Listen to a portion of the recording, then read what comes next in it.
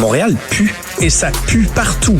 Partout, là, dans tous les quartiers. J'entends déjà les gens rire dans leur voiture. Tout le reste n'est que fumisterie. Donc, on veut un monde qui sent l'eau de Javel. Un monde blanc, blanc, blanc, blanc, blanc, sans défaut. Rémi Villemure. Bonjour Rémi, aujourd'hui tu veux nous parler d'un sujet dont Gabriel Nadeau-Dubois vient de dire qu'il trouvait que c'était pas intéressant comme sujet. Donc, mais toi, je sais que ça, tu vas nous rendre ça intéressant. C'est cette fameuse lettre d'une association étudiante là à propos de Pauline Marois, la nouvelle chancelière. C'est parce que Gabriel Nadeau-Dubois a dit c'est des obsessions là de Paul Saint-Pierre Plamondon. Moi, ça me passe 8 pieds par-dessus la tête. Ben non, ça n'existe pas, le wokisme. D'ailleurs, c'est un reportage de Cube en direct de l'UQAM, parce que je suis dans un local en dehors de mon séminaire de doctorat et je m'apprête à critiquer l'UQAM. Je fais mon signe de croix parce que, évidemment, c'est interdit dans ces murs. Mais écoute, c'est l'AFESH, qui est mon association étudiante. L'AFESH, de l'acronyme, c'est l'Association facultaire étudiante des sciences humaines. Donc, elle représente tous les étudiants là, en histoire, en sociologie, en sciences politiques, name it, qui s'oppose à la nomination à l'unanimité de Pauline Marois comme chancelière de l'UQAM. Il faut savoir qu'il y a un mois, Pauline Marois, elle s'est présentée devant le conseil d'administration de l'UQAM, qui d'ailleurs est constitué d'au moins 2 étudiants, OK? Et elle a été nommée et désignée à l'unanimité comme chancelière. Donc, tout le monde a voté pour elle. Et pour l'association facultaire étudiante des sciences humaines de l'UQAM, ça pose un problème. Pourquoi? Parce que Pauline Marois, on s'en rappelle, hein, c'est cette méchante chef de parti qui était surtout pas derrière les étudiants en 2012. Hein, tu t'en rappelles? C'est ce qui est prétendu dans la lettre de l'AFESH. Parce que Pauline Marois, rappelons-le, pour ces jeunes qui ont peut-être la mémoire courte. De conscience historique, oui, qui ont la mémoire courte. Pauline Marois, elle a été dans la rue avec les étudiants et les étudiantes et les étudiants .e.x.it .tout. Ils étaient dans la rue avec des casseroles, puis elle tapait comme ça, puis on s'est moqué d'elle, puis on a même dit ce n'est pas digne d'une chef de parti et possiblement de la prochaine première ministre du Québec. Oui, parce que c'était les libéraux, évidemment. C'était les libéraux qui étaient au pouvoir à l'époque. Évidemment, c'était une mesure des libéraux, cette augmentation des frais de scolarité. Et donc, moi, j'aurais cru, au contraire, que les gens de l'AFESH, les gens de l'UQAM, considéreraient que Pauline Marois avait été une alliée. Et là, le fait qu'ils considèrent qu'elle n'était pas une alliée, je trouve qu'il y a une leçon pour les politiciens. Quand vous faites du populisme, parce que je considère que ce qu'elle a fait en 2012, c'était du populisme, de taper dans des casseroles pour aller chercher de l'électoralisme, en tout cas. C'est pas payant. C'est pas payant parce que même quand tu tends la main, tu te fais mordre la main. Tout à fait.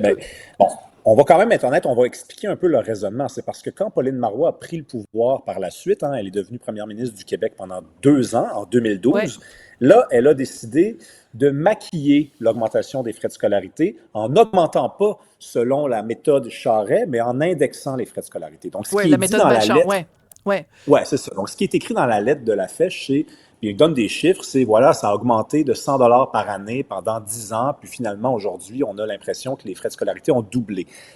Par contre, là, je veux dire, on a une haute exigence morale de la part de ces membres-là de l'AFESH, parce que écoute, les frais de scolarité au Québec en 2012, ils étaient les plus bas en Amérique. Et veux-tu savoir quoi, Sophie? 12 ans plus tard et bientôt 13 ans plus tard, ils sont toujours les plus bas en Amérique. Le coût de la vie a augmenté, tous les prix ont augmenté, les coûts augmentent, tout augmente. Et on est quand même encore aujourd'hui au Québec l'endroit dans le monde, ou en tout cas l'endroit en Amérique, où ça coûte le moins cher étudier, puis d'étudier dans des bonnes universités aussi. Donc, il y a certainement une part d'ingratitude, mais aussi de naïveté. Mais la naïveté à gauche, est-ce que c'est possible? Mais non, surtout de la part des étudiants de l'UQAM. Mais ce que je trouve extrêmement intéressant, c'est que tu viens de dire qu'il y a une forme de très haute exigence morale, parce que si quelqu'un comme Pauline Marois, qui, je sais que tu vas y venir plus tard, en plus, première femme, première ministre, normalement, c'est vraiment quelqu'un qui a plus le cœur à gauche, féministe, femme. Normalement, tous ces éléments-là devraient être des éléments qui obtiennent la faveur, l'appui et l'enthousiasme même des gens de l'UQAM. Donc, c'est rendu que même quand tu es la première femme première ministre au Québec, ce n'est pas suffisant. Leur exigence morale est telle, mais Qui donc trouverait grâce à leurs yeux? Mais personne n'est à la hauteur, Sophie. Ruba Gazal, peut-être, comme chancelière de l'UQAM?